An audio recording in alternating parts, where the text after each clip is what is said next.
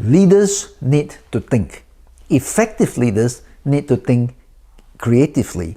Innovative leaders need to excel in creative thinking. Today, my topic is about thinking creatively as leaders. Welcome to my leadership podcast at wilsonliling.com. Our podcasts are designed to help you in the areas of leadership, intercession, and prophetic. We also have sermons and biblical topics, articles in there. If you're blessed by this website, do share it with others. Now, leaders are called to lead, to solve problems, to advance the group forward. The group they lead, however, will be unique. The problems, the situations, the context that you face will also be unique. And so in order to accomplish this effectively, leaders must learn to think creatively. It's not possible to simply follow a set of prescribed steps to be effective leaders. However, it is important to realize that being creative doesn't necessarily mean you need to come out with totally original ideas. In fact, most creative thinkers build upon the ideas of others. Creative thinking can involve taking an existing idea and then tweaking it to contextualize it, to apply it in new ways. And so perhaps you may be thinking that you are not creative. In reality, creativity can be nurtured. You can develop into a creative thinker. Let's show you how. Firstly, we need to understand something about the characteristics of creative thinkers. What are some of these key characteristics that enable thinkers to be creative? John Maxwell proposed 5 key characteristics, which I will expound here and explore it in a way that's applicable to our own settings. The first one is we need to value ideas. Annette Moser-Wellman, an acclaimed expert in the field of innovation and leadership, observed this. Highly creative individuals are dedicated to ideas. They don't rely on their talent alone, they rely on their discipline. Their imagination is like a second skin. They know how to manipulate it to the fullest. So what is she really saying?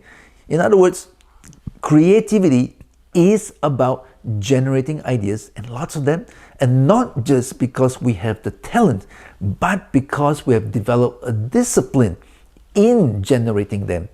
How? By learning how to utilize our imagination to the fullest.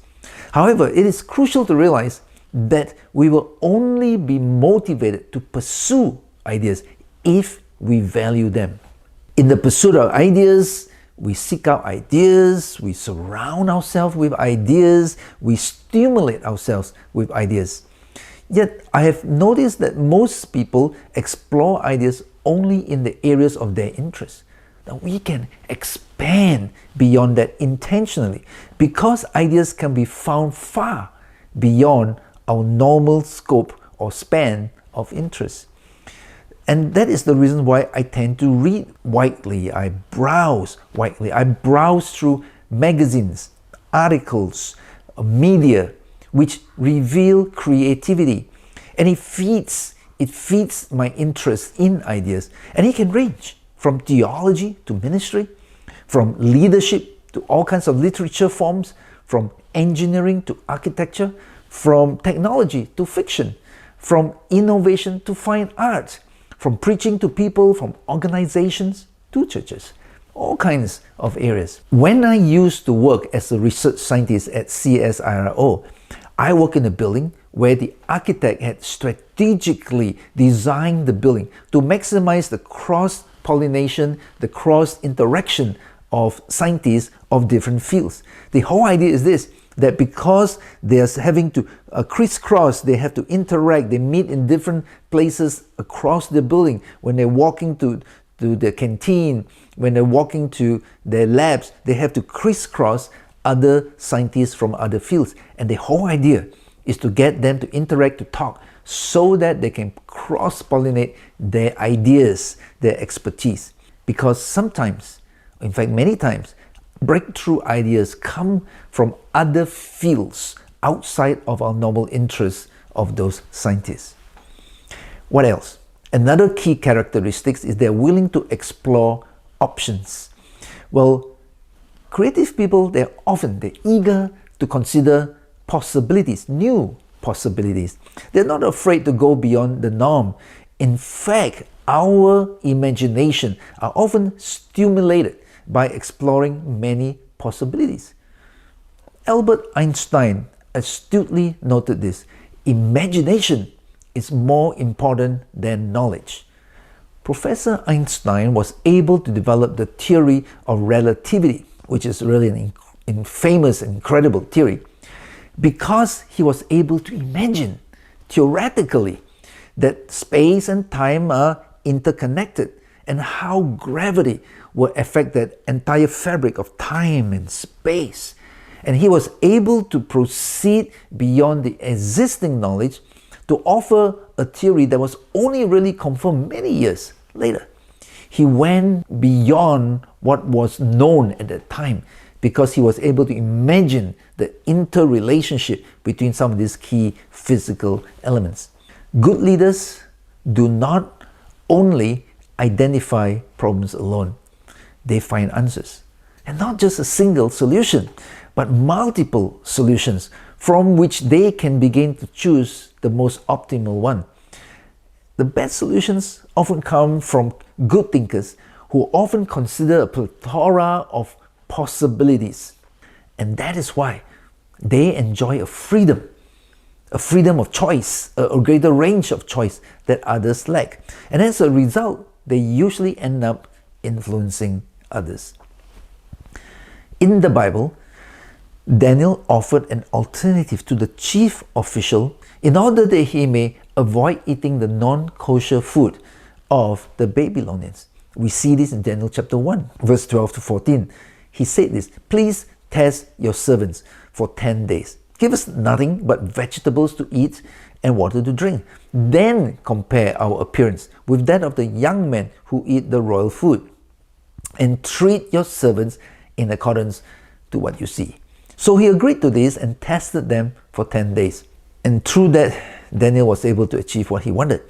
So Daniel came up with an innovative, creative solution to convince this official to let them eat what would not defile them. And it was also Daniel that God used in innovative ways, in new ways, to influence the different empires that came during his time. Apostle Paul, he advocated exploring different options as well in his approach towards connecting with different groups of people. And that's why he said that he be all things to all men. The third aspect is a willingness to embrace ambiguity. The American writer H.L. Mencken declared this: "It is a dull man who is always sure, and the sure man is always dull." This is why creative people refuse to be bounded by just rigid norms and expectations. It's a straitjacket for them. They enjoy uncertainty. They embrace ambiguity. They view it as a space that provides an opportunity to explore and create. While some struggle and feel unsure in the midst of ambiguity, a creative leader is able to thrive in that gray area of ambiguity. You see, such leaders are able to exploit the opportunities because it offers opportunities to create fresh narratives, build new bridges, innovate different approaches for their particular context. They are the ones that make captivating preachers, entrepreneurial pastors, prophetic teachers, because they will shake the status quo. I enjoy preaching through narrative passages in the Bible because its inherent ambiguity offers opportunities for us to discover multiple facets of God's divine interaction with His people. It's how we make use of this ambiguity that exists. Another aspect is when we learn how to celebrate the offbeat. What do I mean by that? Well, creativity often explores off the beaten track and goes against the grain. Creative people feel less constrained by the norm when they're able to do this thing. They are comfortable with the road less traveled. And so as a result, they often come across different, maybe even a little odd. So if you want to foster creativity in yourself or in others, you need to be willing to tolerate a little oddness. After all, think about one of the most famous genius, Albert Einstein. He has a unique, iconic look that has now become associated with genius professors. Because he was so unique, he was different, maybe even a little odd. Another last aspect I'll mention here is the willingness to connect the unconnected. You see, being creative does not always mean we come up with totally original ideas out of nowhere. Instead, the reality is the creativity often utilizes the ideas of others by connecting one idea to another, especially in seemingly unrelated ideas or areas, so that they may extend it into a new idea. As a former scientist, I often build upon the ideas, the theories, the experimental data of others, and sometimes taking ideas from other fields to apply into my field of research, so that we may explore new ways to describe a phenomenon. During my doctoral studies, I took a newly proposed and a relatively untested experimental method, which is used to measure rock fracture, and I broadened its usability extensively. I was able to demonstrate its benefits, its effectiveness, reliability, and flexibility. And consequently, as a result, over the last 3 decades, that method had become well known and a popular method for fracture measurements, even beyond rocks. And to my pleasant surprise, my work has been increasingly cited year after year, even after 3 decades. Now, you may be asking, so how can I bring these things together? Let me suggest to you, we can take a number of steps. There's a series of steps. First is to think, then to collect, then to create, then to correct, and then connect. Let me explain this out. Firstly, we should think about the big objective as the starting point. Hence, if you're working on a project, it is crucial for you to identify clearly the key objectives.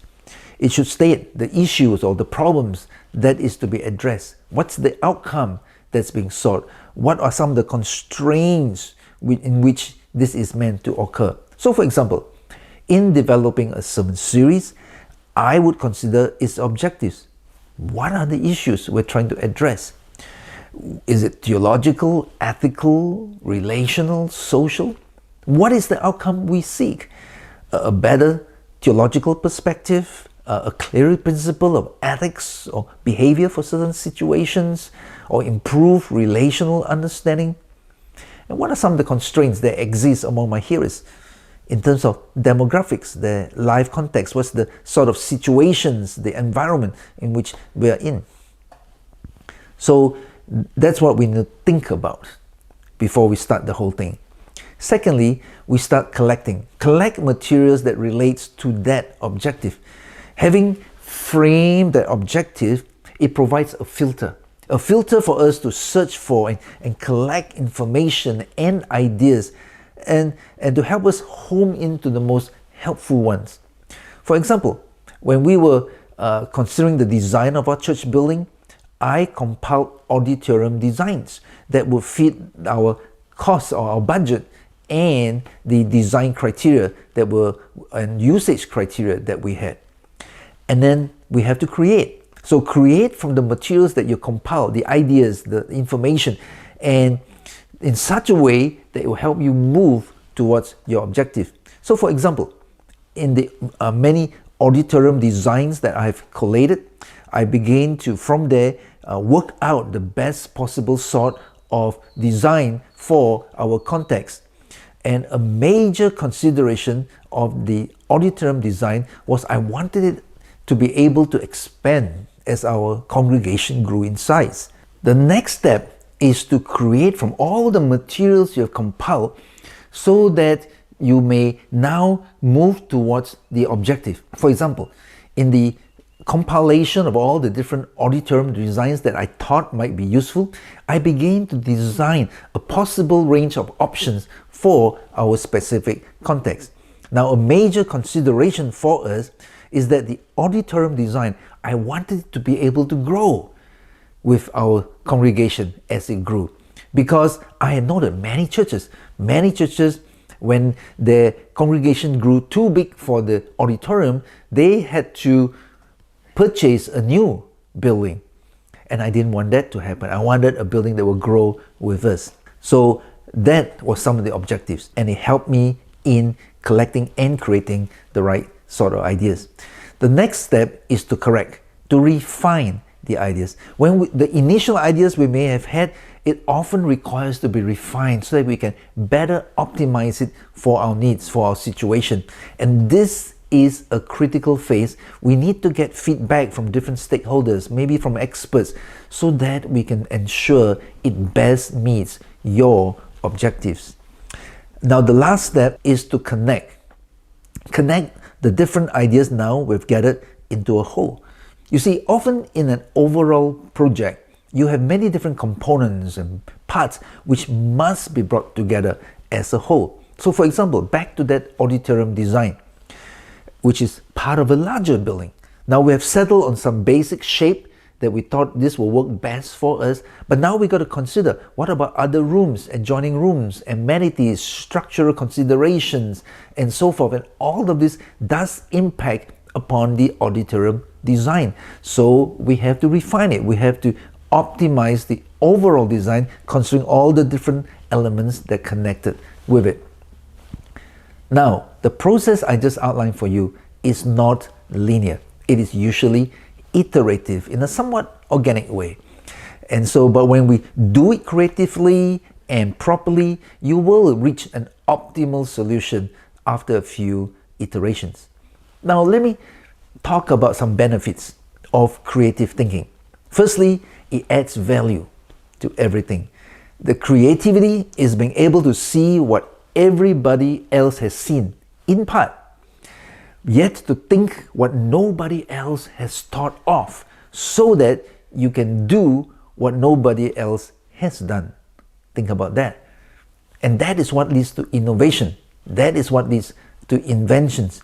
Innovation is often doing old things in a new way. You know, the Bible tells us the story of Joseph. And Joseph, when he interpreted Pharaoh's dream, and he knew there was going to be 7 years of plenty and 7 years of famine, he proposed an innovative way to store up over the 7 years of prophesied plenty in preparation for 7 years of famine. An approach that showed great wisdom and creativity. Genesis chapter 41, verse 34 to 36. It says, "Let Pharaoh appoint commissioners over the land to take a fifth of the harvest of Egypt. During the 7 years of abundance, they should collect all the food of these good years that they are coming, and store up the grain under the authority of Pharaoh to be kept in the cities for food. The food should be held in reserve for the country to be used during the 7 years of famine that will come upon Egypt, so that the country may not be ruined by famine." So Joseph proposed an innovative, creative solution to this. It added value to everything that God had showed to Joseph. What else? Well, creative thinking compounds. It compounds. The more creative ideas we accumulate, the more your creativity will increase. You see, the more that we use our creativity, the more creative we become. Your creativity increases. It's like a mental muscle. Use it and you will gain even more. If you don't use it, you will lose it. So we need to create or cultivate a safe, creative environment amongst our team to foster, to nurture that amount of creativity within. Another benefit is that creative people learn more. You know, Creative people, they love ideas, and they will learn while they're working through those new ideas. It will stimulate them to better understand the fundamentals and even to understand more, to go beyond, and that will cause them to grow. So creative people, they tend to learn more than just what you told them. It will also challenge the status quo. Now you need to understand, status quo and creativity, they're not compatible. Creativity and innovation will always walk hand in hand. As a key principle that we must appreciate is that we cannot achieve more by doing the same things again. If we want to get more, we have to change, and that requires some level of creativity. And so leaders who have brought the organization on a whole new level of effectiveness or breakthrough, they always had to be innovative. In my experience as a scientist, a good scientist will always challenge the status quo. That is how the boundary of knowledge and practice are pushed into new frontiers. So if you as a leader want to see things done better, you have to embrace innovation, and that will challenge the status quo. Now, how can you develop creativity? Let me give you a few quick tips. Firstly, remove creativity killers. What do I mean by that? There's certain attitudes, there's certain ways of thinking that absolutely shuts down creativity. It's the sort of thinking that says, just follow the rules, don't ask, don't be different, it's never been done before, there's only one way, failure is final, so if you fail, that's it. That kind of thinking doesn't help people to be more creative. Another thing that helps us grow in creativity is learning to ask the right questions. You know, the uncreative mind can spot wrong answers because they're really good at spotting what is outside of acceptable norms, what is outside of their preferred answers. But it takes a creative mind to spot the wrong questions, because they're saying, why are you asking these questions? That's not the right sort of questions to be asking. And so here are some of the questions they tend to ask. Why must it be done this way? What is the root issue? What were your assumptions? What does this remind me of? Can we have a different perspective on this? Next thing is to develop a creative environment. Now, how do we do that? Well, firstly, encourage creativity regularly. Speak about it, encourage it, reward it. Have trust enough in your people to allow for failure, because the fear of failure will hamper creativity. If they're afraid of failing and the consequences of failure, they will not want to try new things, and that will hamper creativity. Another thing is to embrace creative people. Now, it's not always easy to embrace creative people because they will be a bit different. They're harder to harness. They may even be a little bit odd. There may be a little bit of tension in the creativity, but you need them if you want creativity. You can also focus on innovation. Keep reminding the people that you're looking for innovation that would drive creativity forward. We should also value options. If someone comes up with you one possible solution, one possible approach to doing something, it says, you want more. Is that the only way of doing things? That will challenge them in their creativity. Also, let people draw outside the lines. In other words, they don't always have to follow rigidly the way things were done in the past. Let them imagine new ways. One more area that helps is to spend time with creative people.